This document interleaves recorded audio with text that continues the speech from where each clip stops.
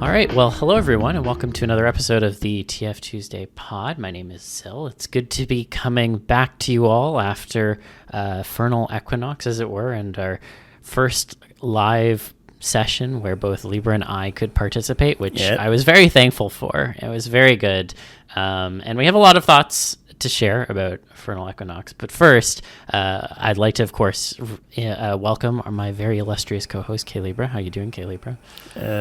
Pretty fucking beat. It's been quite the week, and optimism is important. Optimism is important. It's the thing that keeps everyone going. Am I right? Yeah, that and toys. That and toys. That and toys. I am going to be thinking about what to do in terms of this costume that I have planned that I didn't get to do any part of this past con, and let's see if I could pull it off. I don't really want to tell people what it is on this in case I never get to do it. Is it in any way related to the Raisin Room? Well, the Raisin Room, I can't tell you. I can't tell you to subscribe to our Patreon, though. Where you don't actually tell them what the Raisin Room is, right? But you can get one step closer to it. You can even go inside the Raisin Room. You can, that's true. Some would say, I don't know, man, the Raisin Room has kind of like an SCP status at this point. It does. And it's absolutely breached containment at this point. So I'm not sure what our contingency plans are. But I guess if you subscribe to our Patreon, maybe you'll find out eventually, right? Yeah, you could. I wouldn't say it's a Keter class or anything. It's really just something that you can kind of go into at your own discretion. And I don't know, weird shit happens. So would you say it's Euclid level? Yeah, Euclid. It's just a strange little thing. So yeah, you can either, or if you don't want to get into the Patreon, you can just subscribe and like and all that stuff on YouTube. Listen on Spotify, all that good stuff. That's where you'll find it. We got it in a bunch of places so that you can just listen to it. But that's enough plugging and bugging.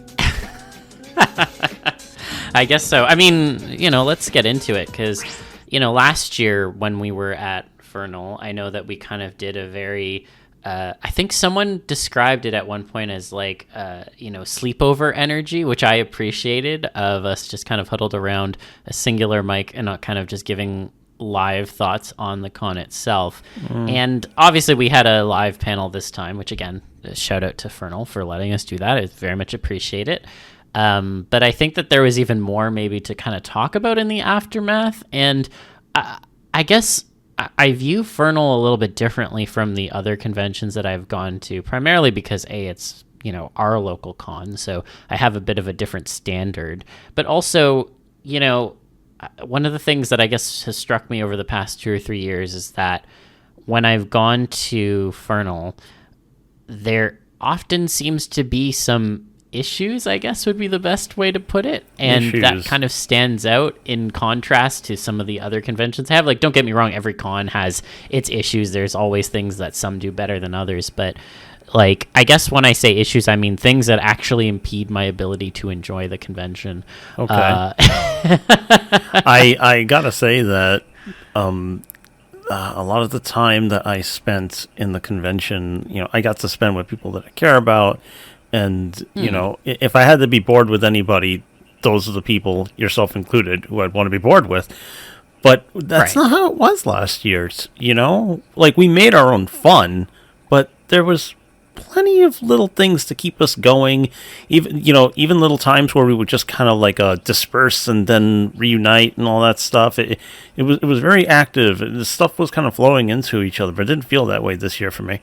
Yeah, I think one of the things that, well, it's funny. I of course have my wonderful fursuit that's sitting behind me. Equinox is back there, and I only wear him once in the whole convention, and like I don't know. I that was not because I didn't want to. It's because I felt like it was such a operational and logistical nightmare that I would not be able to do so in a way that was actually safe for me to do. And like, that's kind of not a great thing to say, No. Like I haven't been at other cons where I felt like that, but this one I kind of did. Well, okay, what made it harder aside from okay, you had our room to crash and stash stuff, but do you think it would have been easier if you had your own room to just fucking actually no. Wait a minute. No. Cuz the elevators were horrible. So that's what I was about to get to. You know, the elevator situation. You know, it's funny. I hear people talk about, oh, elevator con. Oh, elevator con. My sweet summer children, you have no idea what elevator con is until you come to Furnal Equinox.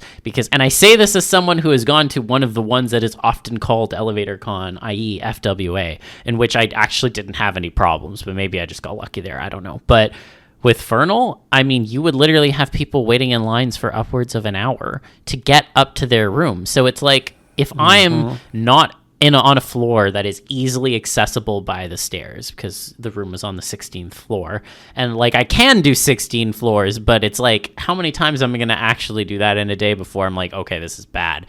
Like, the fact that you cannot get to and from there, it's like, well, then what am I supposed to do with my fursuit if I'm wearing it, right? Like, it becomes a genuine like issue of like, I don't want to pass out, I don't want to like have like a health episode or something.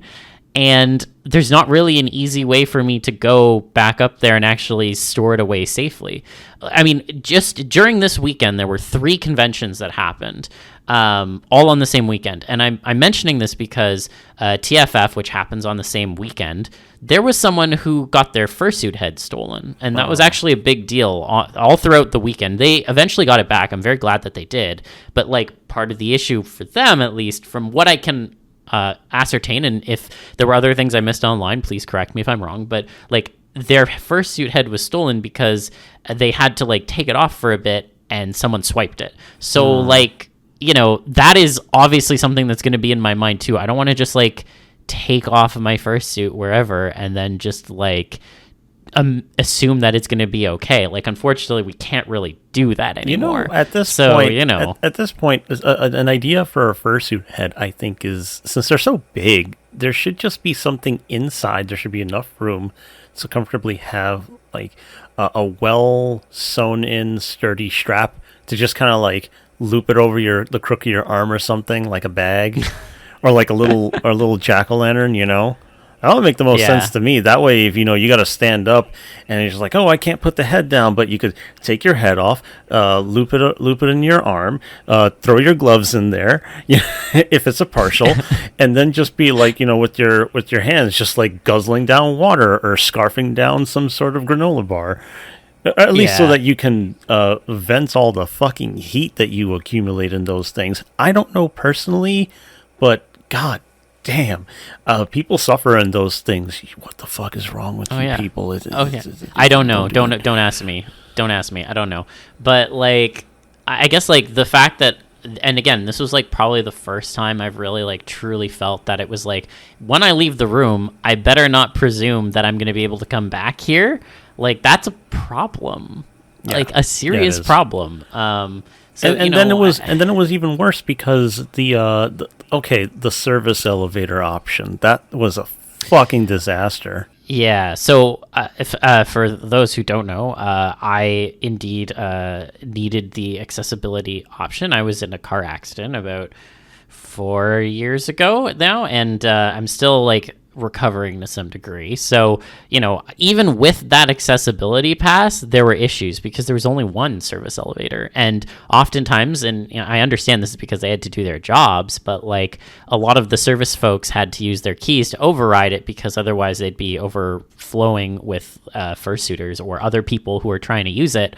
So they would just start skipping the convention floors because they got to go back and forth and do their own shit. Yep. And like, I get it. Don't get me wrong. It's their job. The fact of the matter was, they have to do their job. Yeah, but at the end of the day, one of the service elevators was out, so there's only one service elevator and 3 main elevators in the North Tower because one of the North Tower elevators was down the weekend of, and on top of that, the elevators themselves had become overloaded very quickly, apparently at the beginning of the con, so they were only letting like 5 or 6 people on the elevators at a time to go up. Okay. So like, you can see why this would become a disaster, right? I'm just trying to remember. Did we all get put in one tower this year? Yes. Was that a thing? Oh, well, no, sorry. There were some people in the South Tower. But it was like way less. So, so it was like heavily unevenly distributed. Yeah, because there was still construction in the South Tower. Oh. Apparently half the rooms were out, so... Oh. Yeah. If it wasn't for the fact that we could use the service elevators, there was one situation where we really needed to get into the room, and we got lucky. But then when it went from, okay, you can use it if it's taking too long, to you can only use it if you have a pass, to nobody can use this. Yeah, that was the other thing. I was like, I'm sorry. I was literally told when I got this pass that I can, and you just sending threatening messages over your Telegram channel is not helping from an accessibility. Yeah, that was weird. It's like they will be punished. Who's in charge of writing your shit, guys? I don't know. Well, that was the thing. And like, look, I understand. I really do understand that a lot of this was the hotel's fault. It was not the convention's fault. I want to be clear about that. That being said, I want them to get out of that hotel so badly. Like, it has just become such a fucking nightmare, and like, there's too many people coming to the con for the space that they actually have. I don't know. I just, like, genuinely, again, I recognize that at least on the elevator front, a lot of that was coming from the hotel, but the communications weren't great. And I genuinely was like, this is not good from a safety perspective. So it really isn't. It was just very, very frustrating. So I don't know. I feel like that really colored my enjoyment. There was a fiasco with the night market, which, again, I have a feeling that a lot of the blame actually rests with the hotel, but because of how communications were handled, I can't really say with any certainty. But like, almost nobody got into the actual night market that was held for the first time because it was shoved away in 3 little rooms in a basement, and the lineup went up for upwards of 3+ hours. And most of the stuff in there was actually repeats from the dealer's den anyways. So I wonder about, I don't know if they should, would it be too much work to have people just, to just have like their own extra boot? No, they'd have to carry extra shit. No, what I think happened is the hotel probably forced them to put it in those rooms so that they would be like squirreled away, because they probably didn't want that in the main convention center. Which, okay, that's not the con's fault, but then also like, this fucking hotel, we need to leave this hotel. You know what I mean? Like, that I don't think they've been particularly kind to the convention. And again, maybe I'm being a bit too generous here, but regardless, like, the hotel situation is really not working out. And so I know how these cons work. Like, they have contracts long term with the hotels that only expire after a certain number of years. So when I saw that it was going to be the same hotel for the next year, I'm like, oh God. But like, I really hope when they're at the end of their contract, they don't renew it, because like, we've clearly outgrown the space. I mean, there were 3,600 people there this year, which was an increase from the prior year, and it really showed. Like, it was really felt in terms of the space and the number of people who were staying in the hotel itself. And that was even with a lot of people in overflow hotels, which has not happened in the past. So even with that, it was already bad, and it's only going to get worse as more people continue to come to these things, right? So I really hope they go to another hotel. I have a request. Can we not have panels of yours back to back? That wasn't nice. I don't know who was responsible for that, but that was a fucking thing. Please, okay. if you notice that somebody just got finished with an hour and a half presentation, can you please not come on, man, please. Yeah, I mean, look, I'm being again a bit more generous on that front, just because they did approve our podcast panel. So I was like, yes, well, thank you. Please have us next year. But it was but it was a lot. But yeah, no, it wasn't ideal. I had to do 2.5 hours all back to back, which was not ideal. And I just, from like a purely scheduling perspective, it would have been nice to have the TF content spread out over the weekend. In particular, I really don't think meet and greets are good to have on the Sunday mornings, because it's like there's not much left of the con once you've met and gret people or whatever the fuck. But whatever.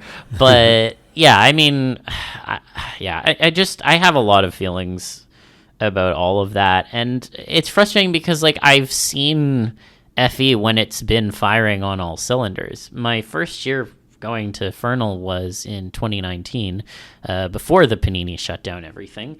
And maybe this is, rose-colored glasses, but things seemed to run pretty well that year. And I know that was partially because there were less people, so this hotel was still, like, had a good space and, like, all the rooms weren't under construction. But, like, I would really like to go back to that kind of organizing. And I feel like with the way in which all of the fur cons are growing, the growth is never going to reverse. So you need to look at, like, locations that will actually support the people that are coming. And I know that people don't necessarily want to go back to my stomping grounds in Etobicoke. I agree, Etobicoke fucking sucks. It's cringe. But it actually could probably support the number of people who are coming at this point. So maybe, like, we need to have some serious chats about that. Again, I'm not an organizer for Furnal. I know how much work organizing a convention is. I don't envy them. I applaud them for volunteering their time to do that shit because it's hard. But also, I've seen it be done better before at this very organization. So I'm just, like, imploring them to maybe approach things differently, because it felt like last year and this year was the same approach but a bit worse. And, like, I know that better is possible. It's fine. I'll miss that hotel because I do like it, and I love the location. It's a nice hotel. I really enjoy it. It is a nice location. It's a nice hotel. But if it ain't going to work, then we can't fucking use it. And the other reason that we even talk about FE isn't just because we were there, because we had our podcast panel there, but because it has been a really good opportunity to meet people who are into transformation. And it was really cool for me to do podcast live like that for the first time. It gave me that tangible feeling of what we're doing, and and even getting to meet some people, it's not just patrons, because a few of you had come out, like Paula Brady and Raisin and man, who else was there? There was Cameron, Kevru is his name. Oh, Koru, yeah. Koru, my bad. I'm thinking of Dungeon Meshi. Yeah, just a good lot of people. And even, like, a surprise, got to meet Proxer and Comic TF afterward. 8,000 Power, who asked the question. Yes, I remember your name. I've seen your name around. I think you faved some of my stuff. I know your name. I didn't get to say so, but yeah, I do know of you. So it was nice to see some of that. Yeah. So it's been like that kind of place to get people together and make a few experiences, because it's a fairly accessible convention, ironically, how it was this past week. I will say it's fairly accessible, with the caveat that you do need a passport to get into Canada, so that is a bit of a barrier, unfortunately. But it's a reason to travel. Canada's a pretty easy country to like be inside of, not so much get into. The border is motherfucking excruciating. Get inside of Canada. Yeah, I was like, why did you pick that word? Because you have to get in the country. You have to get inside of Canada.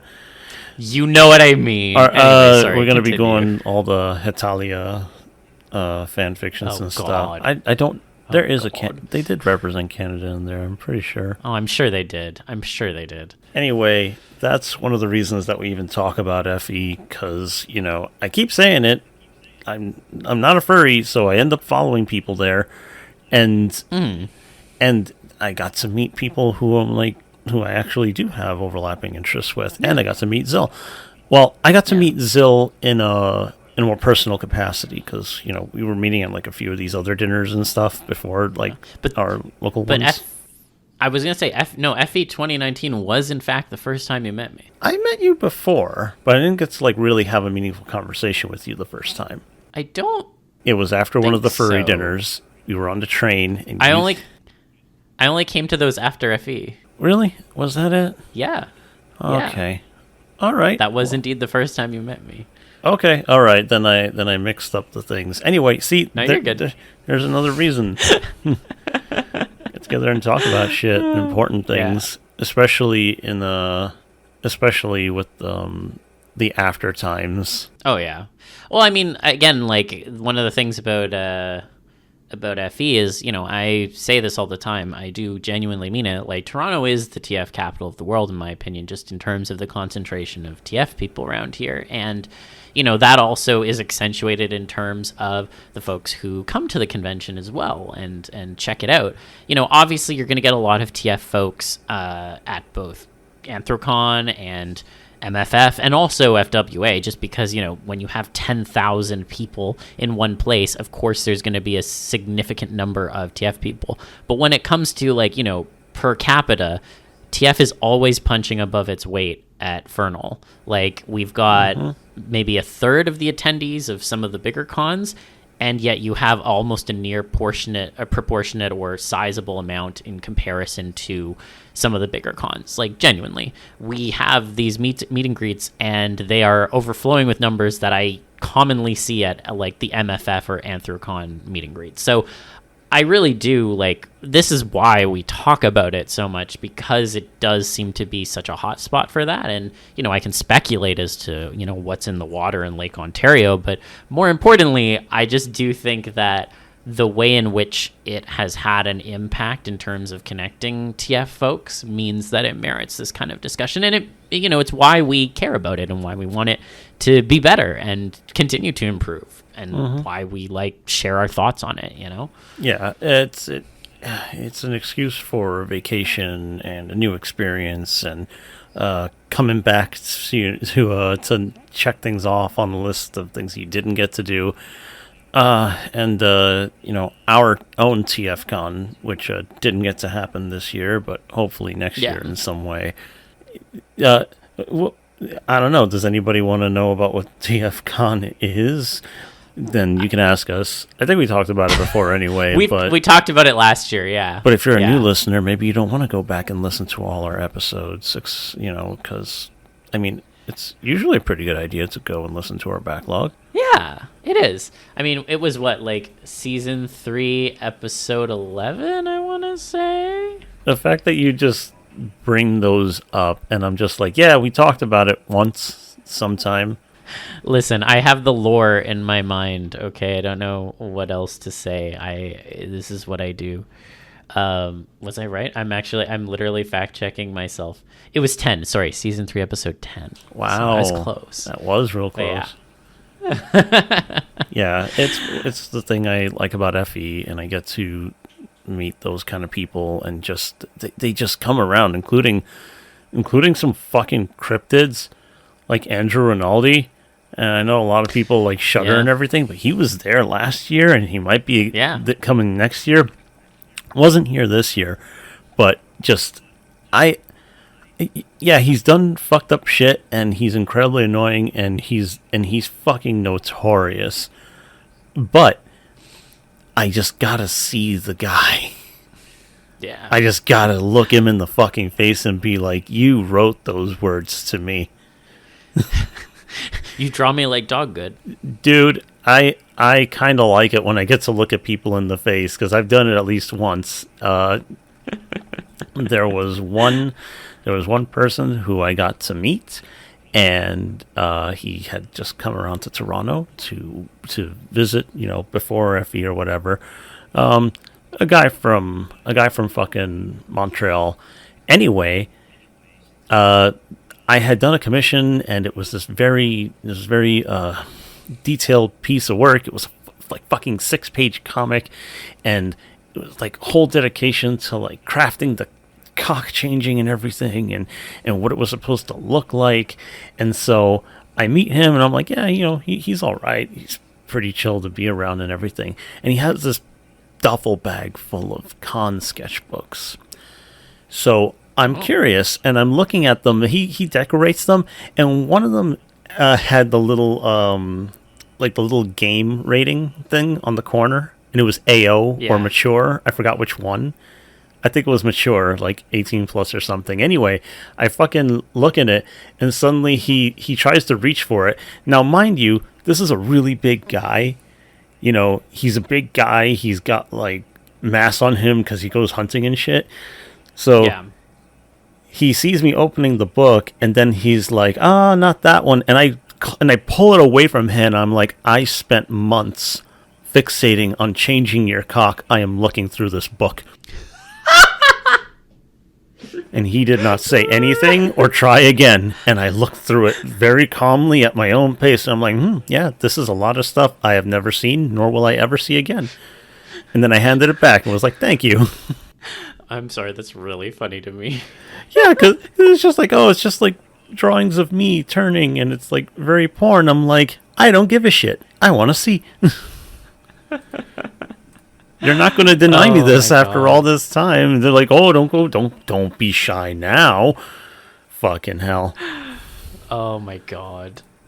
Yeah. Well, sorry, go ahead. I'm just saying, it's fun to have that opportunity, and Effie gives me that. Yeah.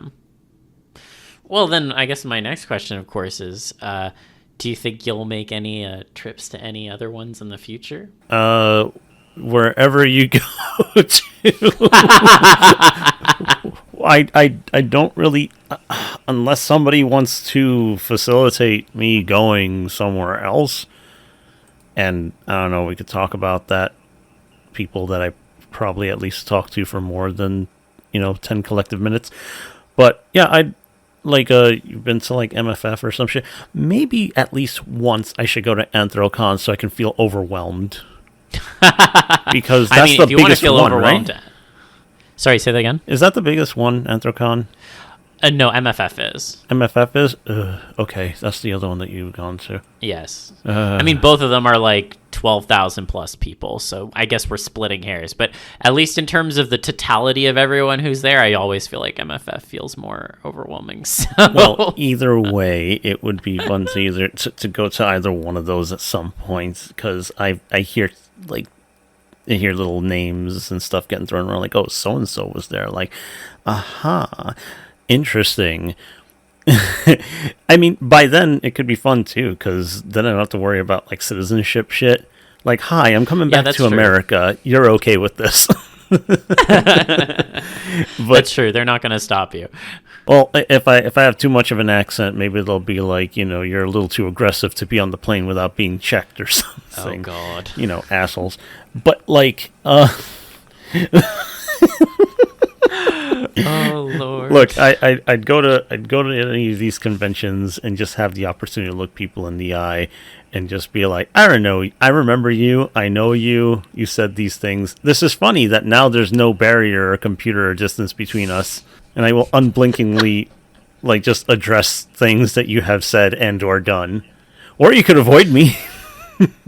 I was going to say, so if you want Libra to come and take stock of you and you've had beef with him in the past, please pay for him to come to your convention so he can do so in person. Don't worry. Potentially in a parking lot. I look, the parking lot thing, they can invite me to the parking lot. I will oblige, but otherwise I'd like to stay there for the convention and have a good time in other ways. No, really though, sure, if you have fucking beef with me, just look at me in the face and be like, hi, I'm a person, and maybe you didn't think I was. Maybe you don't like that I am, but I could be there. Yeah. Challenge me, try to humiliate me. I don't know, make it fun. Well, I guess then, before we move on to some of the other stuff, do you have any closing thoughts on Effie in general, and where it's headed, or how the live left you feeling? Holy shit, there were lots of... I said it before a bunch of times, but so many stretches of not doing anything. I was just kind of waiting for Sunday to happen. Dealers then had some fun stuff. Look, I'm going to keep telling you motherfucking people who wonders, like, where's my TF content? I found this fucking booth. I bought a bunch of stickers of just, like, this paw, right? And I started to give them out because I know nobody else in my group saw it. And it says, feel my leg, I just shifted. And that was in just some booth. And it was the only sticker of that fucking theme. And there it was. And then there was this other booth that was just like, oh, the inner, like, the real you or something. And it's a little silhouette of, like, a human inside of, like, a creature of your choice. And these things are just around and you can find them. The sticker was, like, more hidden. Keep your eyes open. Yeah. This stuff is everywhere. Everywhere. I keep telling you. It's fucking everywhere. Enjoy media. Don't be all like, I only do furry shit. Please, for fuck's sake. And so that was the fun thing. I enjoyed seeing like certain. I'll plug these fucking people. Bitty Things. Bitty Things always has wonderful little pieces of work. I finally bought a little piece of work from Moth Monarch. They're very cool. I got to say hi to Shiro. Cat Monk Shiro is a really cool guy to talk to. Let's see. Yeah, and then there's Worms and Bones. That's just like, hey, how much stuff is missing by the time you get to your table? Because that's really the only activity I involve myself in with them. It's really really cool. Some artists I didn't get to say hi to this year, like oh man, what was his name? It was like the artist Shadow or something like that. I'll find out. But the point is, it's a really good time for me to see what's new, or maybe getting an opportunity to finally meet certain people, especially if you make yourself known. I think it's pretty neat that, for instance, there are people that even wanted to talk to us who like came from like, I don't know, wherever the fuck. Even somebody from my personal server who was at the listening. And he asked us one of the good questions of, about shame in that last episode. So I'm like, look at that. That's nice. That's real tangible. The direction of the convention, man, if it's getting bigger, I don't know how they're going to handle it. They got to really think outside the box, or rather the hotel, something like that. The hotel actually offers quite a lot of space, and I've seen them have it. Like, remember that really huge space, that massive one where there was just there was like the array of like photo themes and booths and things that you could take pictures of with your fursuits? There were like a bunch of photographers. Do you remember that? There's an automatic one in the zoo. I don't remember what you're talking about, though. It was in the other building, the one that was across the street that you got to walk across the bridge, and it was downstairs. And there's just this massive space there, and it was just like, oh, here are fursuits with like this theme. Here, like, is it avians? Is it a certain color? Is it a certain, whatever, right? And there was just they did that one year, and that was a pretty neat little thing to do. But I think they converted that space into the main stage now. To be honest, I think that's what happened to it. Maybe I don't really get interested in like opening or closing ceremonies. That ain't for me. I did it one time and I was just like, ugh. But I'm glad it's growing, but they need to be able to keep up with their growth and not rupture. Yeah.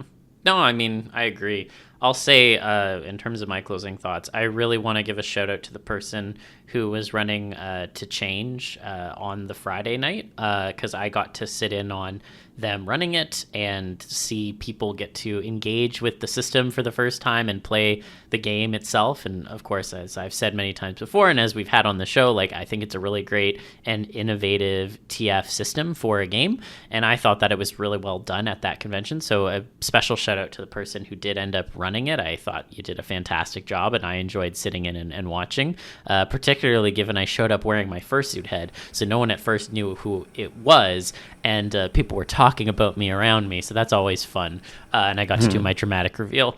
And I'll also say that it was really great to spend some time with Cobalt K again. Yeah, I wanted to shout him out too again. Yeah, we played Lands of Galzier, which was a very fun game. Nothing TF related, but that doesn't matter. It was a great fucking board game, and I really enjoyed playing it. Look, I keep saying to look at other media because you don't know what's going to have in it.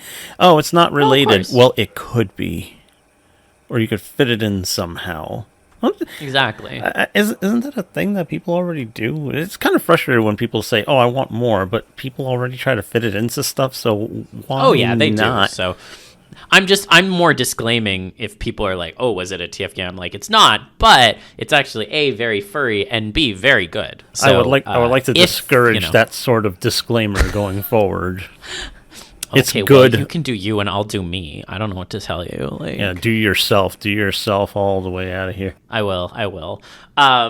But yeah, no, overall, like, I think we still had a decent time. It just felt at times like it was despite the circumstances instead of because of them. And I don't know, hopefully next year things will be a bit better. Also, whoever was hotboxing in their room on the Thursday and disrupt our pool time, go fuck yourself. Oh my fucking God. I hope you were banned from the con because you literally got the firefighters to show up and like check on your fucking room because there was legitimately smoke on the 7th floor. So a big fuck you to that person, and I hope they got banned from the con. Jesus, no, we're not leaving yet until I get my anger out about that. I had to sit at fucking no. We're not leaving this topic yet. Okay, go ahead. Sit at fucking poolside, cold as fuck. Okay, I'm looking out of the fucking windows because it's an indoor pool area between both of those towers.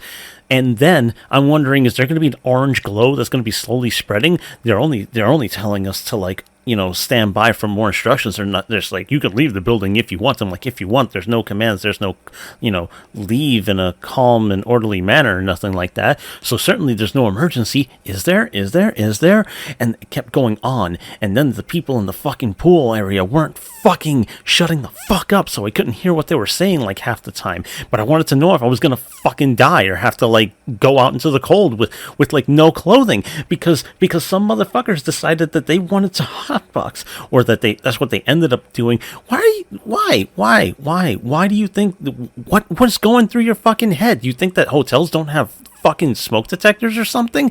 Did you think it was just some rinky-dink motel where there's a camera just cut out in the fucking ceiling to watch you? What the fuck do you think this is? And that was on for like 30 minutes.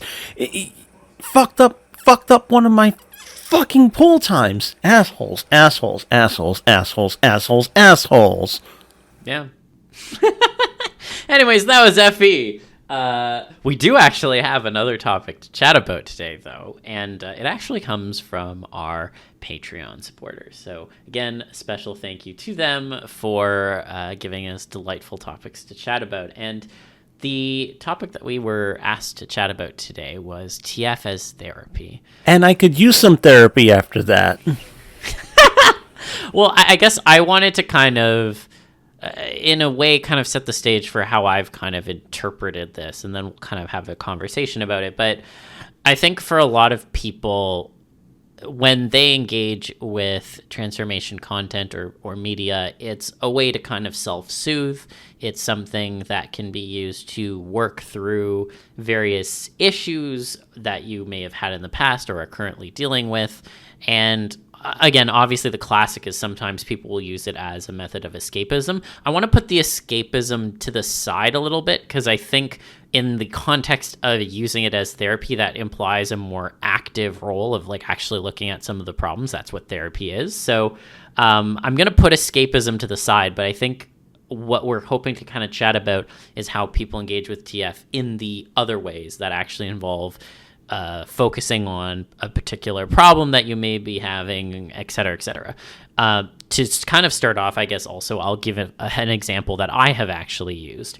And this is actually one that was given to me by my therapist, which, is wonderful. We love my therapist in this house. So one of the things that I kind of talked about with her, and to be clear, I've talked with her quite extensively about transformation content. So, I worked through a lot of stuff with her on that front. It was very helpful. But anyways, we were talking about working through difficult emotional situations because I have found sometimes that I can have a lot of emotions in some of those tense moments, and it can sometimes be an impediment towards actually having a productive conversation or finding a way to kind of exit the conversation in a way that doesn't compromise my own moral integrity. And so one of the things that was actually offered to me as a potential way to deal with the problem was to imagine that I was character TFing in the moment into a character that was better able to handle the conflict at hand. So in my case, the one I actually gravitated to was Garrus from Mass Effect, one of my husbands. Okay. And, I actually used that technique more than once, and it worked very surprisingly well.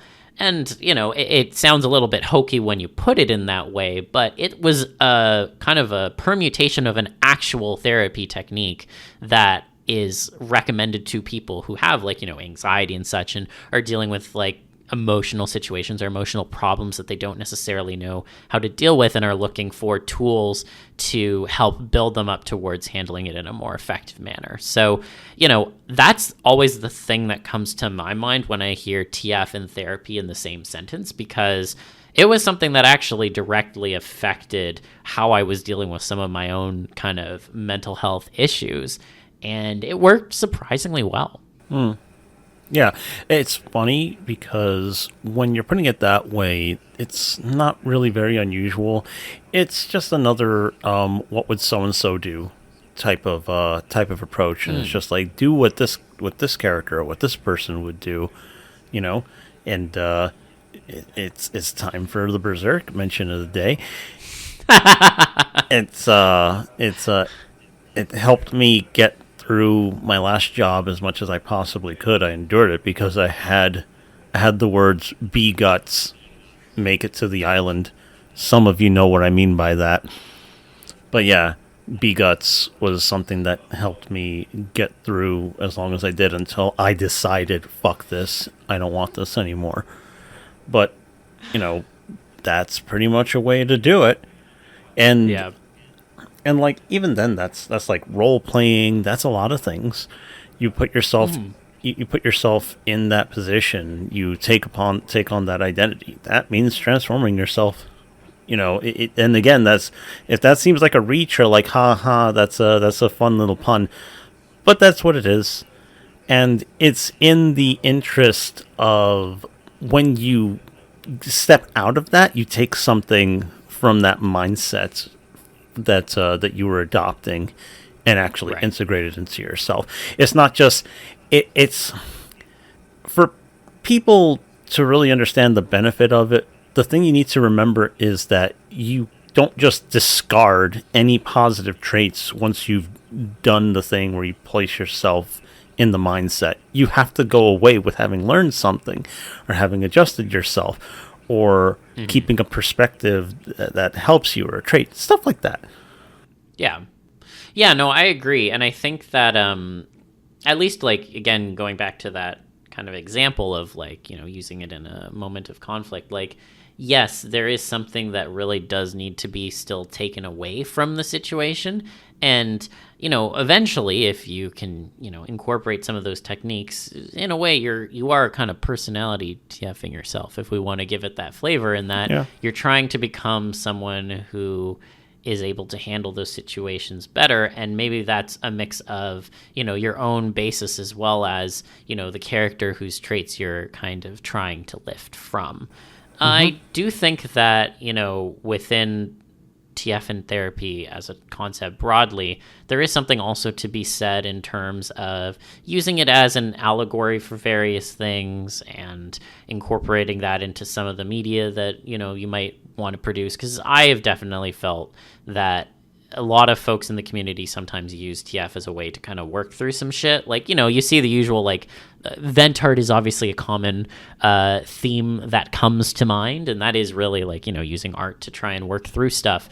So it's not uncommon to see that also combined with TF. But I also think, more broadly, that people do like to use at least some of their artistic output to work through concepts that are on their mind. There's something to be said about vent art and venting in general, and that is, it's very easy to do it, and it can be very cathartic. Cathartic being, a kind of very raw expression of emotion, letting things out sort of thing. It's generally what catharsis is.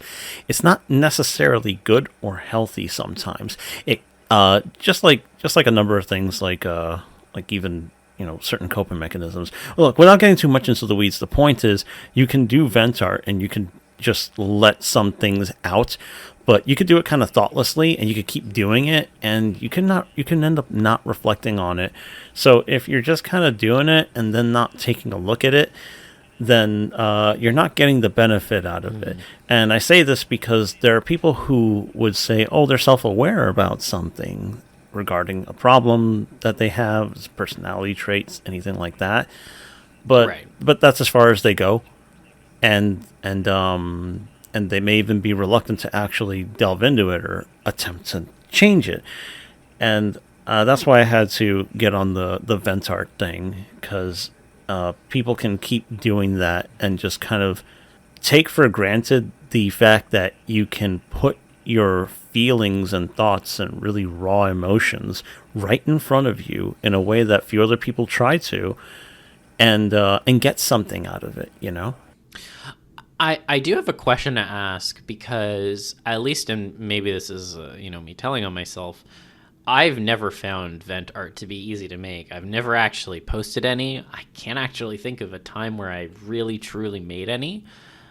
So I guess my question would be, how do you think it is that people may find that something easy to express? Because at least when I think about it, one of the things that always held me back was like, oh, then I'm actually going to have to be vulnerable about some stuff online if I have to like allude to whatever it is that I'm venting about. And maybe I don't want to be seen from like strangers and talking about those kinds of things. Well, the first easy answer to that is don't post it. Not everything that you make has to be for public consumption. If it's something you'd like to share, then go ahead. Do whatever you want. You can disable comments if that's a thing wherever you're posting can do. You can do all kinds of things like that if all you want to do is show it and that's it. If you want feedback or leaving it open for people to say things, do be ready that either you're going to be disappointed, have some dirtbag come in, try to make it worse or laugh, anything like that. So those are things. The other things that you asked about, how it's not easy and you never done it. I've done it very, very rarely. And I don't know how certain people like sublimate themselves into doing art to just express themselves and just tap into their emotions and stuff like that. Some people can just get into the I feel like total garbage and make something. I can't really do that very often. But when I have, there is a unique satisfaction. And then I can kind of look back on it and be like, wow, I really felt hard about these ways. They usually come in the form of sketches, dirty things. I don't go into like ultra finished pieces. That's another thing that makes vent art what it is that it's not meant to be a big project most of the time. You're going to want to do things spur of the moment. If you end up liking it, that's another thing. But that's how vent art ends up happening. Fast, emotional. That's the point of it. So that's how it ends up going. But I, like many people, if you're feeling too much like crap, how are you going to tap into your creative energy? You're probably not going to. That's not abnormal or anything. Would you say that, at least in your experience, you've worked through any sort of mental health issues within the context of TF at all? Yeah, because I had to get really comfortable with taking the time to pay attention to what I'm doing, make it in a way I like, and then admit to myself, this is a thing I like and it's okay. Because I really want to see this. And I want other people to see this in the way that I enjoy it. So it definitely helped me work through my shame. I didn't really think of it in terms of, this is the path I am taking to make myself better, but it's the consequence of it. Because each time I made something or made something new that I was into, suddenly I started drawing egg-laying stuff. And I'm like, well, this is a thing I'm into. I don't know how other people are going to feel about it. I don't know how other people are going to see me when I do it. The image of me as an artist is going to change it again. But each time it's emboldened me. So I'm like, well, I'm going to try this. I'm going to try that. And so I ended up getting a kind of therapeutic experience with art in that sense.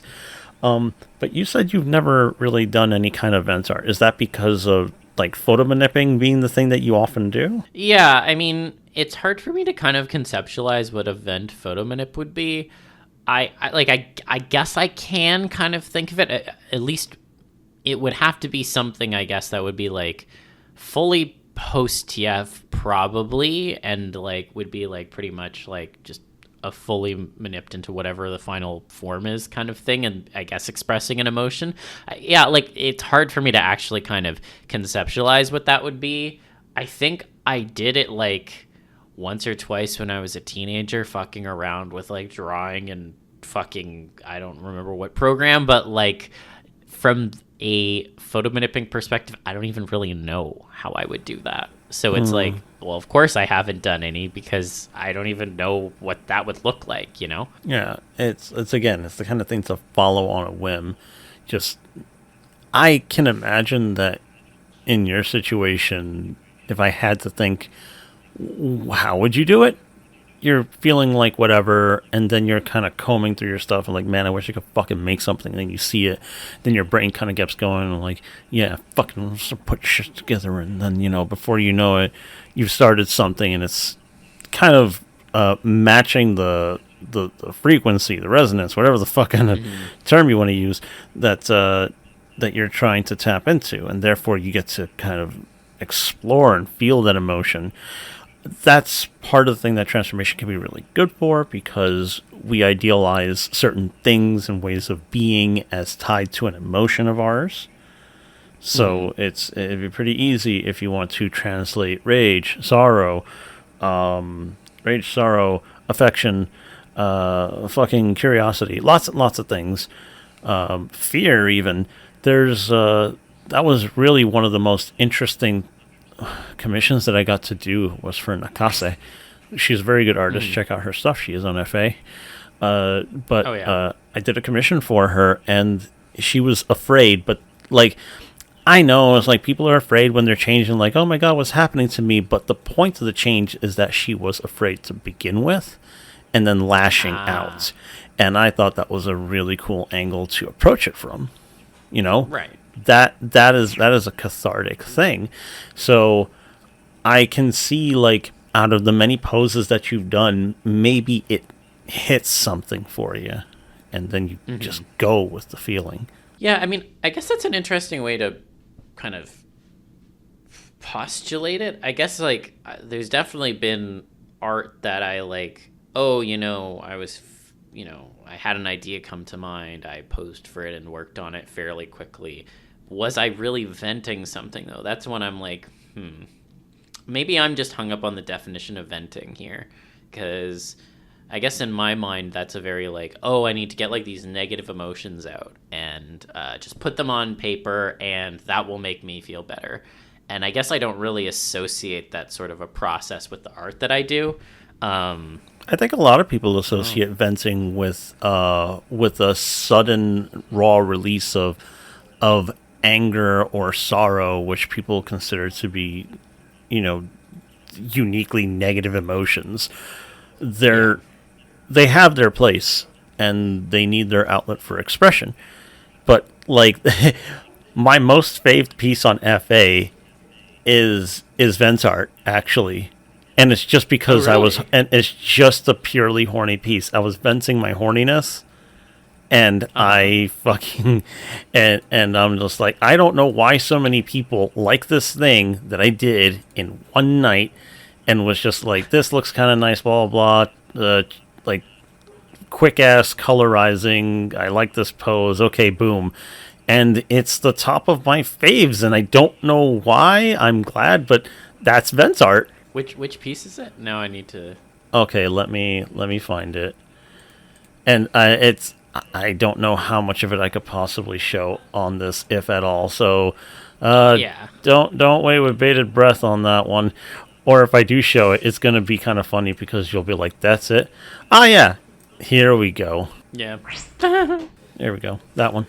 Oh, interesting. Yep. Yeah, that will be funny to try and post. It's very good, so I can see why people like it. I'm glad you agree, but that's Ben's art. Huh. Okay, interesting. Yeah, and I was not in a bad headspace or anything. I just thought in the moment, I really, really want this. Well, I've learned something then, because that would not necessarily be my thought of what vent art would be, but I get what you're saying and where you're coming from. Yeah. Interesting. Would you say that, at least I guess, moving away from the concept of vent art just for a bit, were there like any other times in your life where you felt like, you were having like serious like struggles with like mental health or whatever like that, and there was some sort of connection with TF that helped you through it? Or is it not really a concept that's like ever intersected in that way? I don't think about it too much, but I can think of how all this art and all these experiences ended up building me a lot as a person. It made me feel self-assured in what I enjoy, why I enjoy it, what kind of person I feel like I am, and it helped me kind of feel a few things out that I otherwise wouldn't have thought of. It's why I look at sexuality in a very critical way. A lot of people say it's just a fantasy. I disagree most of the time. It's never just a fantasy. If you're going to spend a lot of time or like thinking about it, wanting it, there's something to it. What that is, I don't know. But to just brush it off like that is I think is kind of an insult to the person that says it, like an insult to themselves. Oh, it's just a fantasy? Yeah. So you mean if I started to rip into you and, try to make fun of you for it, is that going to be okay? It's not just a fantasy. Don't do that. That's a cheap little way to try to get out of it and just be like, oh, live and let live. It's not. Don't do that. But I have had it help me a lot, and it's kind of made me figure out like the kind of things that I want, and being sincere and self-aware. I've gotten a lot of that out of making this transformation art, and like yeah, the porn too. It's not just sating, and I don't want anybody to say instant gratification. That shit takes a long fucking time, okay? Yeah, I was gonna say it's absolutely not instant gratification in any way. The number of times I've had people be like, "Oh, well, you must have like really been in a mood when you made this," and like 9 times out of 10, I'm like, no, because I was actually really fucking pissed off because I was working on some little fucking details, and I was like, cannot get the fucking finger right. God fucking damn it, I'm done for now. So whenever I get asked that question, I'm always like, not really, actually, but I'm glad you think I did. There are some people who do, and there are some pieces where, yeah, that was the move. Oh yeah. But, to be clear, I said 9 out of 10. That's still 1 out of 10 where that was the case. But yeah, it's funny because you can't tell which ones. Yeah, exactly. I'll leave you guessing. Yeah, but, some are short whims that I start on, and then they become these projects, and I'm like, okay, I really want to get this. Yeah, that's the color. Oh fuck. Oh, okay. Ooh, okay. It's done. It's finally done. And that doesn't sound like a good jerk-off session to me. No, it doesn't. It really doesn't. Oh my god. I will say, at least on my end, that in terms of some of the more difficult periods in my life that TF has like intersected with, I mean, the rote answer would be that I have found great solace in TF and the TF community at times when I have had issues in other areas in my life. There was definitely a period in my life where, making TF content was kind of like the only outlet I had outside of like the shitty things that were going on in my personal life. And so, having that as an outlet to express creative things through really helped. And the fact that I had people who were interested in that and wanted to interact with that also definitely helped. That definitely hasn't been the only way, but I mean, that's one that I tend to think about. I'll also say that, when it comes to not only just the shame stuff that we've talked about before, both in the last episode and just in general, but, coming to terms with me being, different in some way and, trying to think about, well, is this like, am I okay with that being different? Is this something that I want to get rid of or whatever? And I always came back to no, I don't. And like, this is clearly a very important part of me. And I'm not going to, just throw that out to try and like make myself into something that I'm not. But, obviously a lot of people struggle with that thought. I forget who or where this was. I think this was in Katana's server actually, but someone was talking about how like, oh yeah, sometimes I think that TF is a kink that's just too weird to ever be talked about with another partner, so I'm going to try and get rid of it because, it's not healthy. And it's like, my guy, that is, first of all, not true. Second of all, you are just like, again, you're deconstructing yourself and trying to put yourself in a box in a way that I think will backfire on you in the long term. Yes. And you will just continue to have these doubts and frustrations with yourself and the shame of, wow, I've tried all of this stuff and I'm still into it. What's wrong with me? Blah, blah, blah. And it's like, there's nothing wrong with you, but you do need to be a little bit more accepting of the things that you are, in fact, actually interested in. So transformation, kink, or fetish is not your real problem. It's something else. It is something else, and you need to figure that shit out. You'd be better off figuring that shit out. The thing that I've learned and that I keep repeating to people, because you have to repeat things to teach people, you're better off just talking about it. They love you. That's a big fucking thing. They better be willing to have a conversation with you about stuff.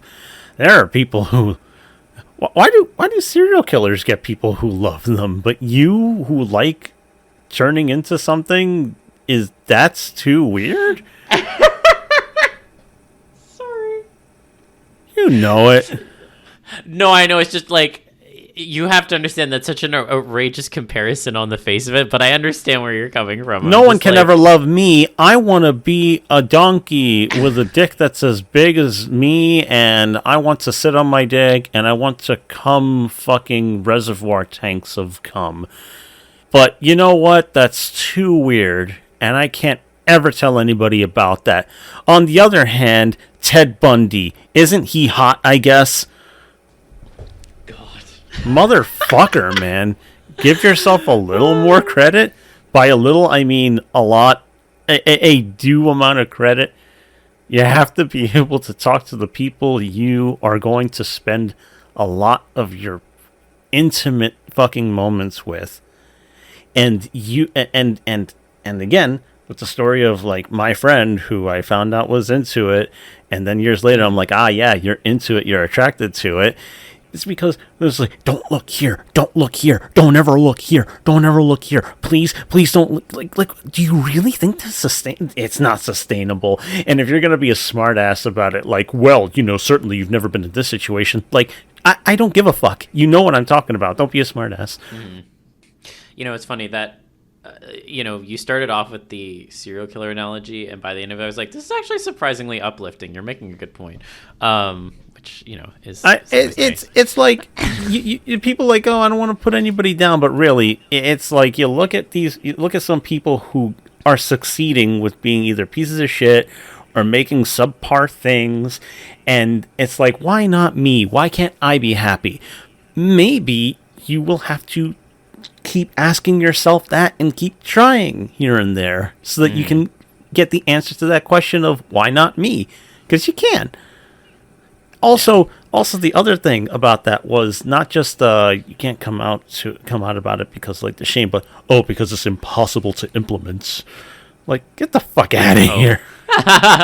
Yeah, I mean that one I feel like that falls a bit outside of the scope of the therapy bit, but I will say, at least for people who do get to like have found ways to incorporate it from a role play perspective with props, etc. Like that is its own kind of self-care, you know. It is. It's not. And it's you can it's not do really, a lot of things that start to approach the level of what we like to see, you know. It's not. It's not outside of the scope of it. When it comes to therapy, part of it is really becoming comfortable with yourself, your sexuality, and accepting that is really, really important, right? Let me give you an example, and this is easy to relate to, even if you're not.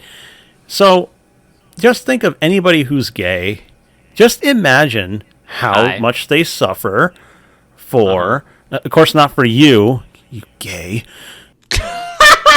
you don't have to imagine anything. I have suffered a lot in my life. I am talking to those so much. I'm talking to the non-gays like me, okay?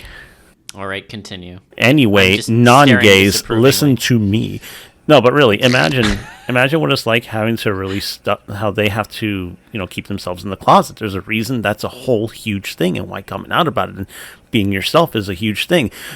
Nobody's looking to fuck in the streets. Nobody's willing to grab fucking cocks and stuff like that. But them being accepting and open about their sexuality is important. So it's not out of the scope to say, yeah, if transformation is a huge thing for you and it's like a huge kink for you or even a fetish, then you would actually do well, and it would be therapeutic to just acknowledge that. It's because that is that's part of your self-actualization. Yeah. I mean, I agree with all of that. Yeah. And, oftentimes TF has been connected to those identities directly. I mean, we've heard from so many folks who have come on the pod who have worked out gender stuff or their sexuality stuff or a variety of other things. Mm-hmm. And, if you're going to stuff that in a box, then you might be stuffing some of those other identities in a box too. And that's not going to be healthy for anyone in the long term, God, if you're, potentially non-binary or trans and, transformation is something that touches on that and or has even been bisexual in. Yeah, all of those things. If those are things that are important to you and part of who you are, and you're just stuffing that away because, TF weird, that's not going to help you in the long term. You will have a lot more issues on the mental health front the longer you try to ignore them. Because again, as we've said, it's not going to necessarily go away. Of course, interests can come and go, but especially for a lot of folks, I think, who have that very hardcore interest in it, that's not something that you can just shove away and it will go away overnight or some shit like that. It's not how brains work. It's amazing how many people who think they're self-aware will think, yeah, I just bury it, I stuff it down, it's fine. It's always fine. And it's fine because I know I'm doing it. There's people who are doing that, and it's why do you think you're different if you're doing that? Stop it. I'm not doing it unconsciously. I'm using it as a very targeted way to control myself. Yeah. Okay. There's only so much sewage you could keep in the septic tank, motherfucker. Before it eventually will rupture. Yeah, it'll just start bubbling up on your lawn, and it's a nightmare. Yeah. You can't escape it. You can't. Wherever you go, there you are. And yeah. And if you want to look at transformation as something you're ashamed of, and that's going to hold you back, well then, start to recognize that actually examining it can lead to a therapeutic road. I say this can actually work for a lot of things, pretty much anything about yourself, but transformation is not an exclusive thing. I was so scared about this, and I was so worried, and I really wondered how anybody could be into this very specific thing. And now I look back at that time and I'm still very surprised at how I'm just surfing the internet in the early 2000s and being like, oh, there are specific interests for this thing, and in a sexual way. Wow. Well, let me pivot actually to something, because I think it's an important part too. Obviously, we're talking about how people use TF as potentially therapy, and I've talked a little bit about opening up about it. did you ever like open up about like your TF interest to like any sort of like mental health professionals? And if you did, or if you didn't, regardless, how would you like recommend people take that approach? Because I mean, I have some thoughts on it too, but I want to hear your thoughts first. I have not. It's because I know that's one of the least important things. It doesn't transformation as a sexual interest of mine does not weigh on me. So I don't feel this urge to find acceptance with people, or like, oh, what if I get found out, sort of thing. I'm very comfortable with that. I, for instance, haven't even told my therapist that I'm into this sort of stuff, or like monster chicks, or well, like that's not important. The other stuff that's important, like, hey, my father died when I was like 3 months old or some shit. It kind of destroys me. I'd like to work with that. Yeah. No. What fuels my boner is not very important. This is what matters. And it's kind of funny to think about now, because I would have to say, like, yeah, I do art, and I don't really want to get into the kind of art I make, because, again, that's not important. I make sexually explicit art of people turning into monsters, animals, things that don't exist. At times I've experimented with this and that, and blah, blah, blah. That's not the point. The point is, for instance, if I tell him I'm having problems with art, I'm going to talk about art. I don't need to talk about the content of what I want to do.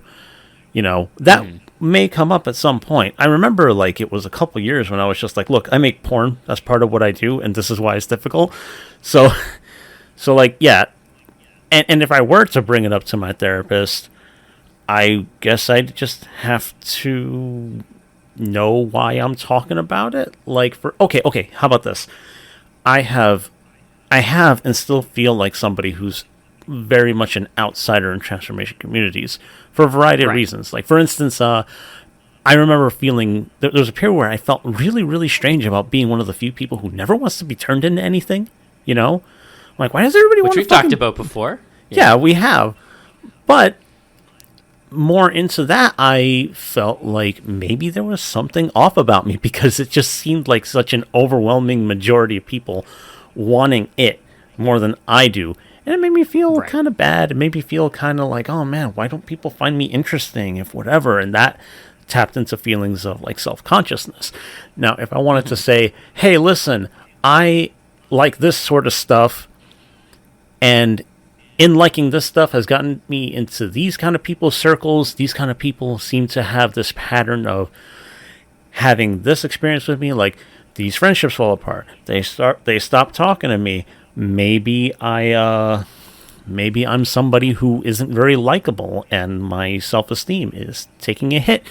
So I would end up talking to the therapist under those kind of terms, and it's just like, well, that's transformation in my life, and that's one of the ways that I would bring it up.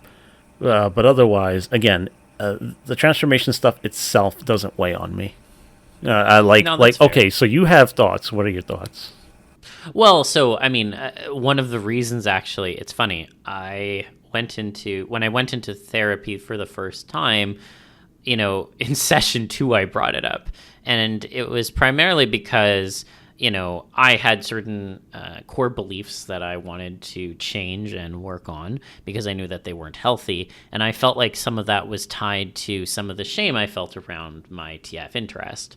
And so, and it tied into a lot of things. That wasn't obviously the only reason. It was like, something I wanted to talk about in therapy. But like, I brought it up very early on because I also wanted to get the sense of like, I don't want to waste my time with a therapist who's going to be like, that's fucking weird and I don't know how to help you, kind of thing. Obviously, I didn't think like any therapist I was going to chat with is going to have like extensive experience with it. But, I hedged my bets. I went with someone who had, on like, their website and such said like, oh, I'm familiar with like queer issues and blah, blah, blah. And like, that's where my background's from as well. I was like, okay, if there's anyone who's going to maybe be open to hearing about some weird shit, it'll probably be, a therapist on that axis. Yeah. And lo and behold, it actually was really good. And, one of the things I really was thankful for, actually, particularly after like I worked through some of the stuff and all that stuff, my therapist said to me that, it was that, like, she was actually really happy that I approached them with it, because, like, now she knows how to talk about those things if someone else brings it up. And who knows who or when that will come up, but it's helpful and it's good, and, like, I'm definitely not the only person who's dealing with that, right? So I think that, at least in terms of how I approached bringing it up, I was, like, very upfront from the get-go in saying, I have some issues with my self-esteem. Some of that is tied to shame around something. In my second session, I'm going to tell you what that is, and we'll see how that goes. But, like, I really did have to go in with that kind of perspective and kind of drive, I guess is the word I'm looking for, because I didn't want to, like, lose my nerve and, like, chicken out. And so I had to, like, be like, I'm going to say it right from the get-go, and then we'll kind of go from there. And it was genuinely beneficial. So honestly, like, for anyone who is, like, considering wanting to maybe talk about some of this stuff in therapy, like, honestly, my best advice would be to find a therapist that you can connect with, and who also potentially has a background, at least in more, I guess, like, kink-friendly stuff, and then go from there and just take a fucking stab in the dark. Because if I just, like, sat around, second guessing myself and not really, like, being like, oh, should I talk about it? I shouldn't, blah, blah, blah. Like, it puts off the inevitable in that you do need to talk about it. And it's better to just nip that in the bud. Honestly, my only regret is that I didn't do it sooner. And that was because of other issues that I was working through, which are not important. But what I guess I'm trying to say is that, at least for me, because I felt like it was tied to some of my self-esteem issues and the shame feelings and all that stuff, I really did want to make it a priority to work through, and it was a really good thing that I did it. Yeah, good. And I think people listening need to remember that the key thing that both of us have in common regarding this therapy stuff is both of us are looking at this transformation stuff in a matter of importance. For you, you understood that it was that it was key to stuff that was bothering you, that is tied up in some of your problems. Mm-hmm. I, on the other hand, do not feel that. And you would do best to know the difference between them. It is possible to be kind of embarrassed about liking this stuff, while also knowing that it's really actually not your biggest problem right now, and you could set that aside for, like, even the far future or something, if it's not the thing. But maybe it'll come up, you don't know, but just understand where that really sits with you. For Zil, it was, this is what you need to know, it will come up, I want you to have an understanding. For me, it's not a thing. But it's there, and it might come up as something, or I might want to explain some context, because, lots of people ask clarifying questions. And oh, absolutely.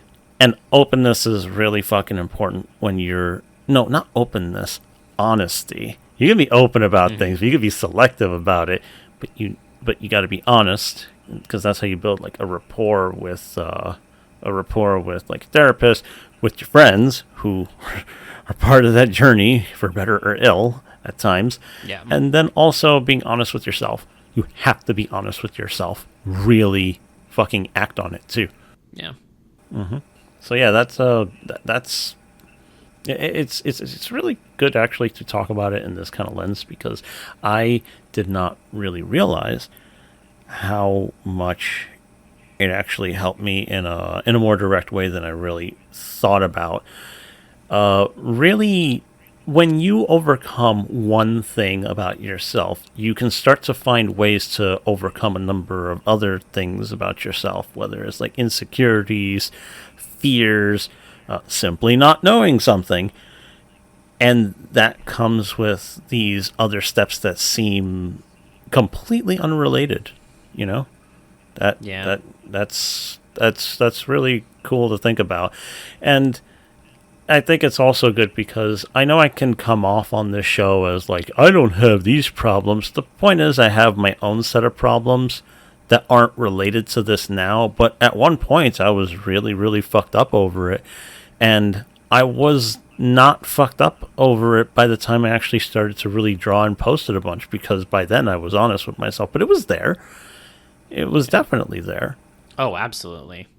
Absolutely. And like it can even manifest in more like jarring ways. I mean, like, I've obviously talked about my interest in identity death before, and I think that maybe some of that at the beginning was tied to some of my shame or my self-esteem issues or any other method of or like manner of things. And I still have that interest. Don't get me wrong. I've talked about it. We made a whole fucking episode about it. But like, I have a different perspective on it now because I actually worked through it. And like, especially when it comes to some of those more contentious interests, I think it really helps to have a conversation with people and like really dig into it, because otherwise it stays at this like surface level that I feel like is doing a disservice to yourself. Yep. And yeah, be honest with yourself. If you're going to be honest with other people, you got to be honest with yourself. Because again, wherever you go, there you are. And don't let serial killers be more appealing than you. I still can't get over that. It's just so fucking funny. Come on, man. I know I'd want to fuck things that could tear me to shreds, but that doesn't mean I want them to do it. I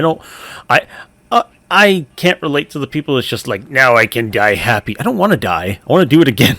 The thrill of it, or feeling like, yes, I'm good enough, but like, yes, kill me, mommy. No, no, Jesus, man. Well, I respect your position. You can, sure, whatever. I respect my position. Fucking.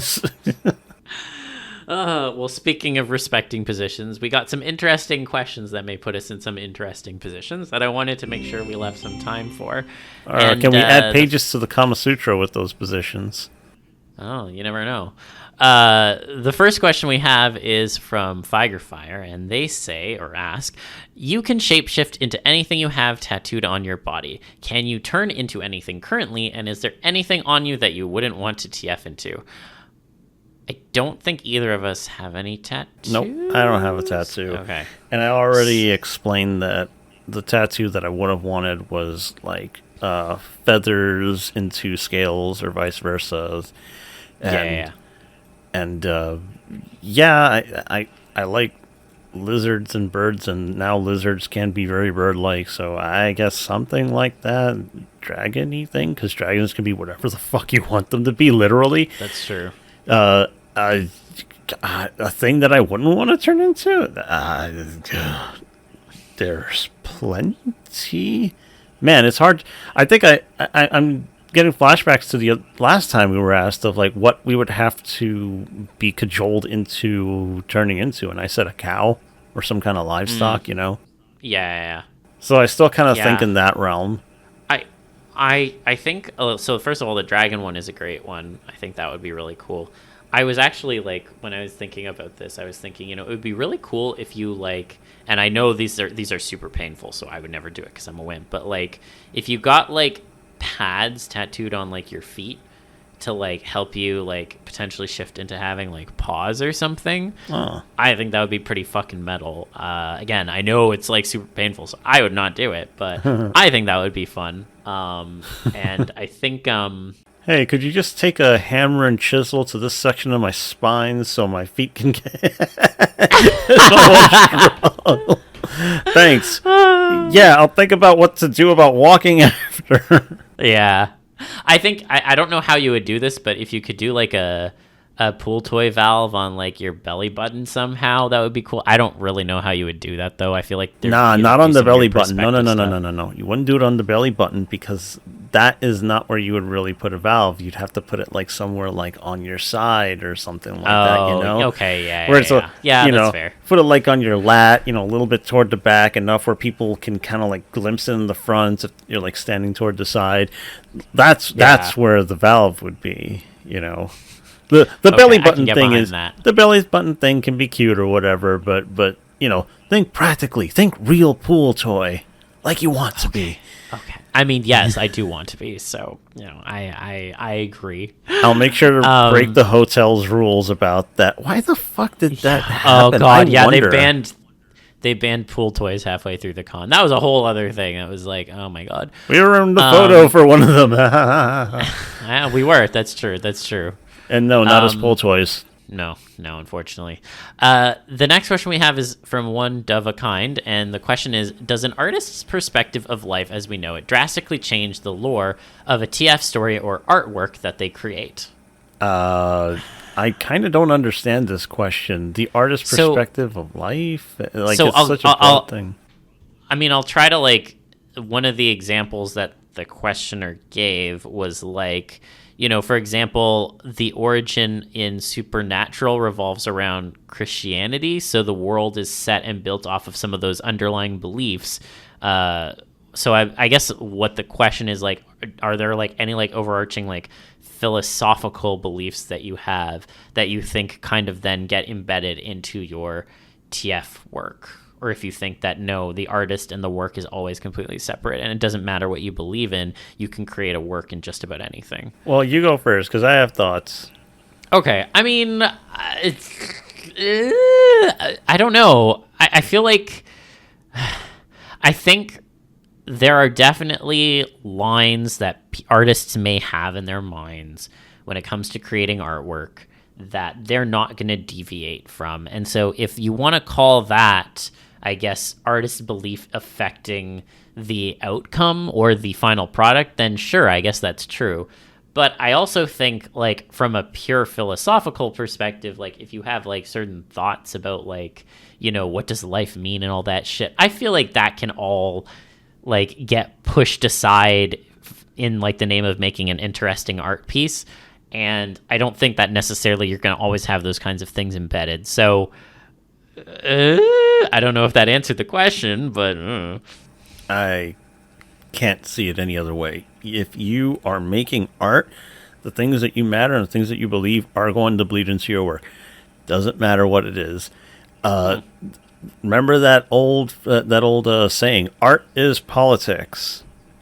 Not art is like politics. Not some art contains some of it. Art is politics. Now, how the fuck is that true? What if it's just some silly little cartoon?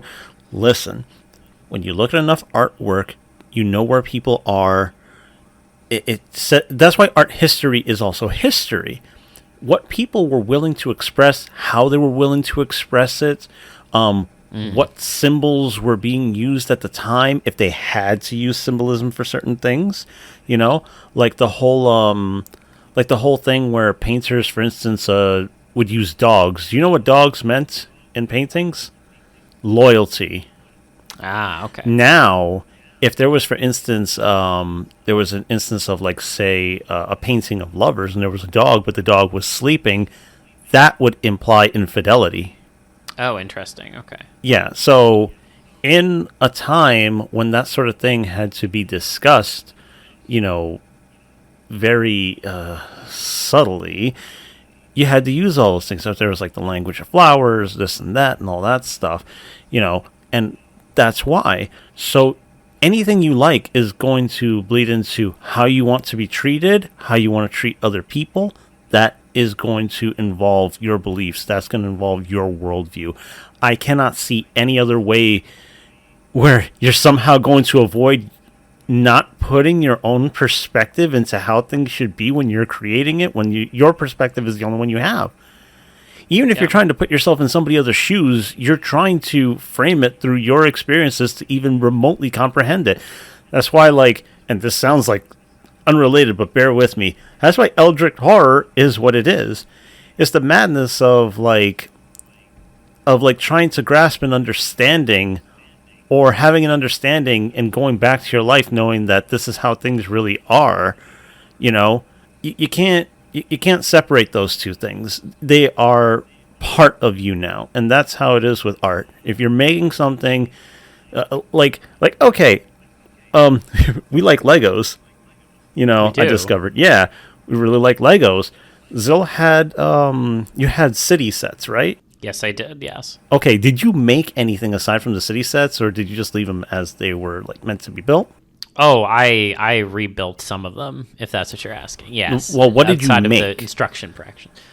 I mean, I fucked around a lot with the police station because even at a young age I said ACAB. But I mean, broadly speaking, I mean, I made like houses and shit, like, you know, just on my own based on, you know, cobbling bricks together. Once I made a big fucking hollow tower, and I was like, I guess, imagining it was almost like a wizard's tower, you know, like shit like that.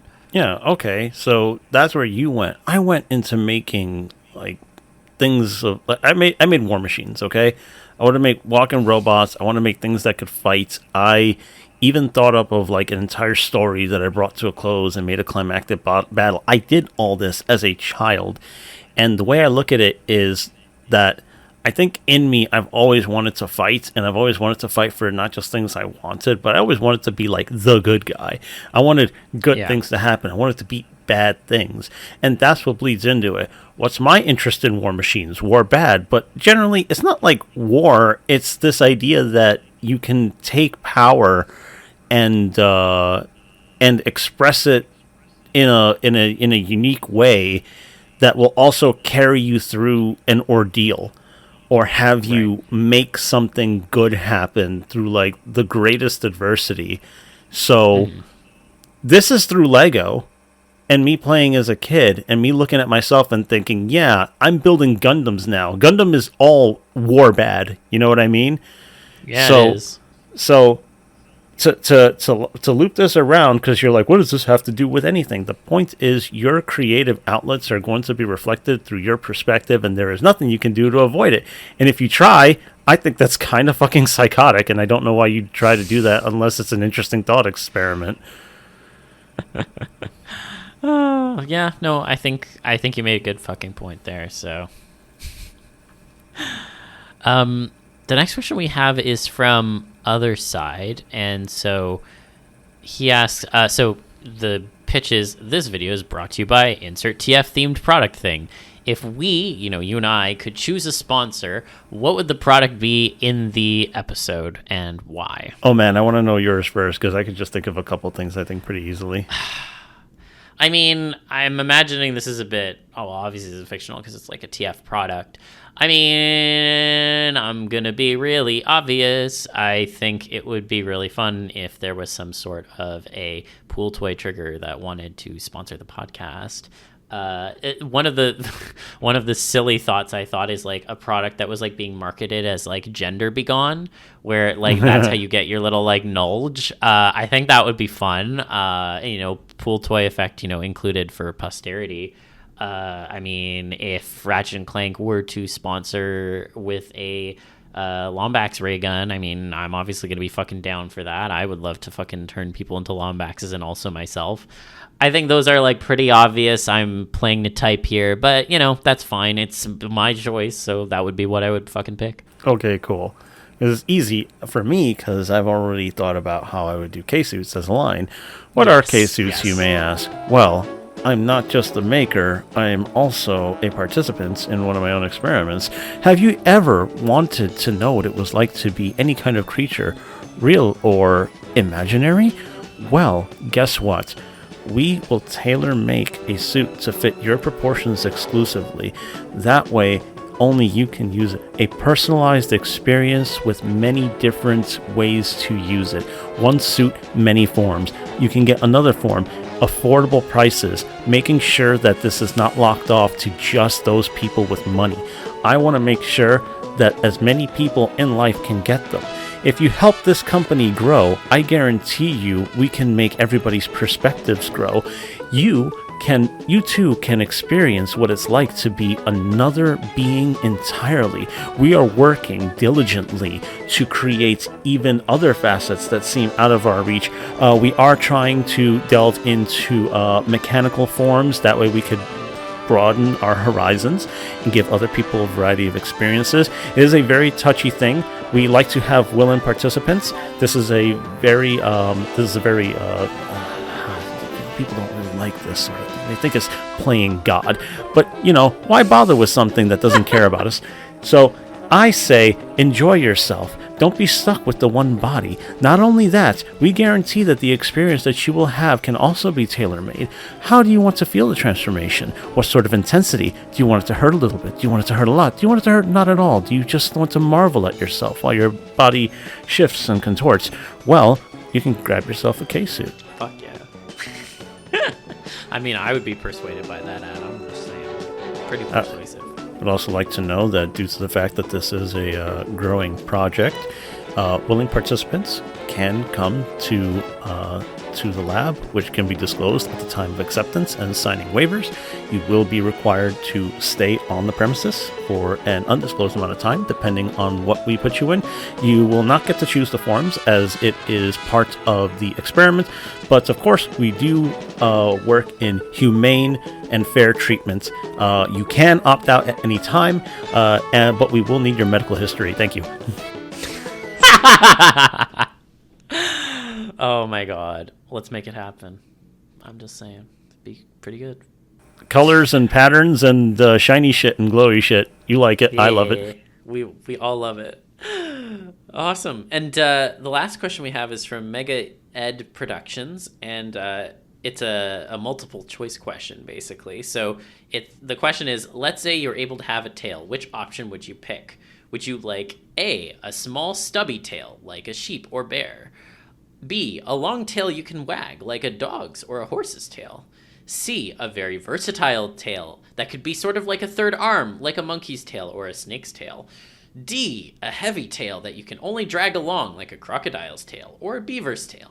Or E, a very strong tail that you can use to sit on and bounce, like a pogo stick, like, for example, a kangaroo's?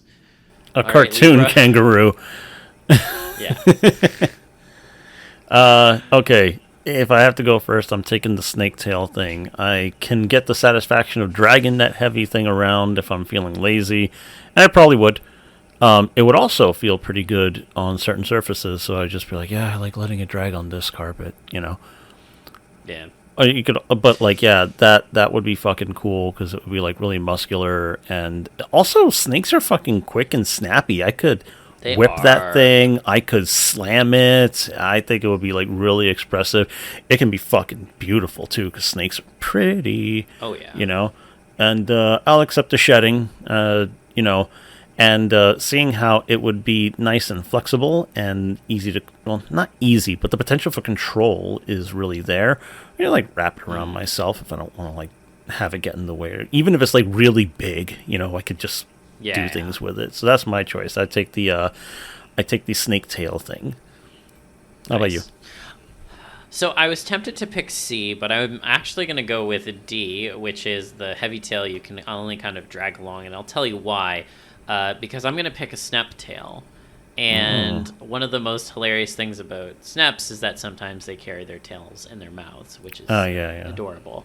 So I think that, like, even if I didn't have like a lot of like mobility on it outside of like, you know, helping me balance or whatever, I like big fluffy tails. I'm never going to say no to that. And I can just pick it up and pet it if I want, even if I like, you know, can't really like, I guess, maneuver it around in the ways I want. And I don't know, I think it would be pretty fucking hilarious to put my own snap tail in my mouth and be like, yeah, what are the fuck you going to do? So, yeah, I'd pick that one. Okay, sounds good to me. Really appreciate the questions, guys. Keep them coming. Yeah. We do like these little thought experiments and stuff like that. Yeah, absolutely. We always appreciate the questions. Please send us more. You can drop them in our comment section on YouTube or send them in our Discord or any other number of places that you can reach us at. Social media or Spotify allows comments or some bullshit too. I don't know. I think it does actually. There's usually an option to like you can leave a comment or whatever. So I've cool. used it before. Okay, I got a question for you, Zil. Okay. If you had to have a mech, a battle mech for you, how would it? Let me see. Not so like how would it work. What kind of design would it be? What would it specialize in? What kind of weaponry approach? You know, what would you have? You can even talk about looks if you like, whatever the fuck. But like, tell me about your mech. Okay, you're gonna laugh at me, but this is the first thing that popped into my head, and I've decided I'm going to go with it because I am nothing if not impulsive. So I would want to have a mech that is basically a massive recreation of Shadow the Hedgehog. I was and his thinking weapon would be a gun. that for some reason. I was thinking Shadowbot. I don't know Shadowbot. how the fuck, but I knew it. I'm like Shadowbot. Shadowbot, right? That's a thing he might say. It is, and he'll have a gun, except it'll be massive because he deserves a gun. Shadow deserves his guns back, Sega. Please give him his guns. And I'll just fucking shoot everyone. It'll be great. I'm sure he'll be throwing chaos spears in the upcoming game. Oh god, I want to play that. I'm just so fucking deathly curious. What are they gonna do with him? I mean, no matter what, he's the ultimate life form, so, you know. Except he loses to the ultimate life form, but not quite a god killer yet. Shut the fuck up. Hey, listen, it's okay. Knuckles can punch the god out of him. There's always like the weapon triangle. Like Sonic can kill God, but Knuckles can eliminate that from you. Did you know that? Yeah. I've heard about that. The point of the Master Emerald is to literally control the other emeralds, which means that theoretically Knuckles could be like, Sonic, you're on a rampage with your superpowers. Stop, and and fuck you in your super form, Sonic. Yeah, but okay, giant Shadowbot. You know, it's funny because you could have the running effect. Now you could go Super Robot, where he would where he'd be like running, giant robot doing the rocket skates thing that he has, right?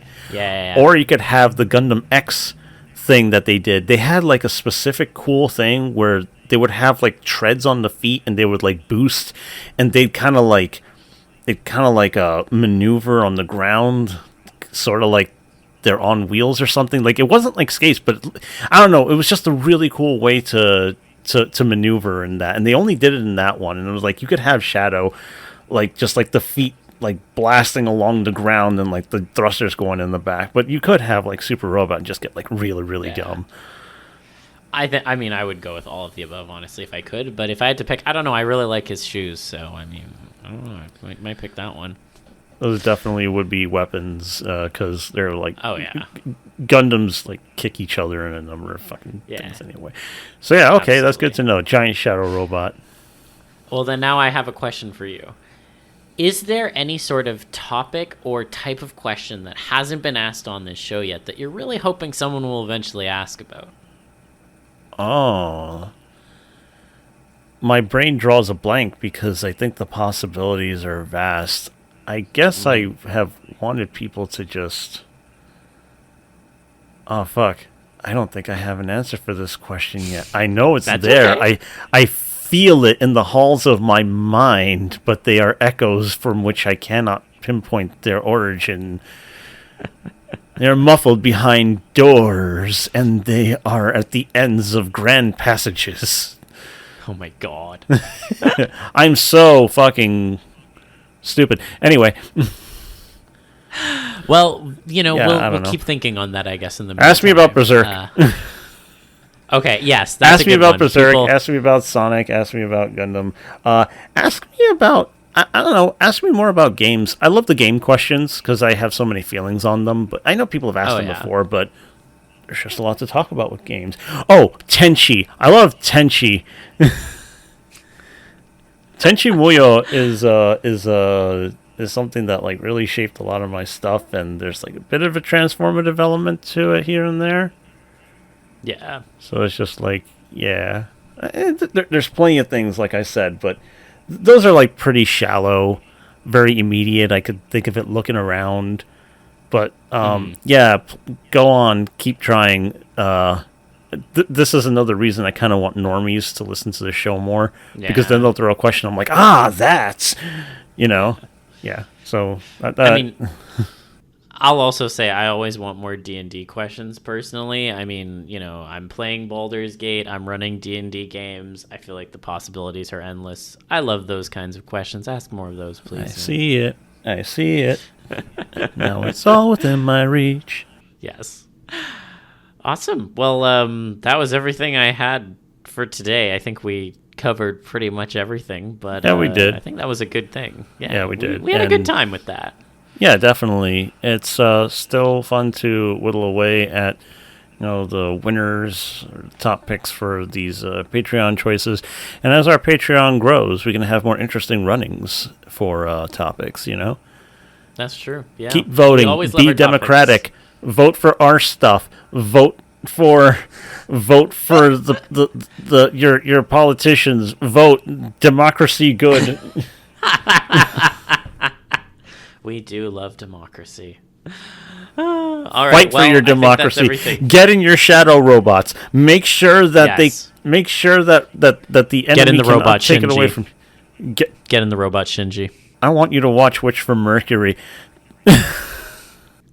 Eventually, I still got to finish reading Dunmenshi, so please, you'll finish it so fast. I'm almost there. All of you people listening must read it. I don't need to tell you why. You can assume whatever you want. Just read it. Read it, you fucks. Read it. Read it. And I say read it because they're not going to finish animating it until a long time, and you people need to read it. And Berserk. So. Read Berserk. Why don't I? And if you're wondering why I don't pedal Berserk nearly that passionately, is because I love Berserk so much, and I just think read Berserk is it's enough. Anyway, that's the end of the episode. Read Berserk, keep an open mind, drink water, don't lose yourself in the darkness. Guts had to go through the darkness on his own. And remember, you're going to be using transformation for therapy. Make sure that you're actually reflecting on it. Don't just like zone the fuck out with it all the time, okay? Yeah, you stole my ending, so I'm just going to dab and say that's it. Yay, contextual dabs in the episode. Contextual dab! FE 2024 recap. And stuff.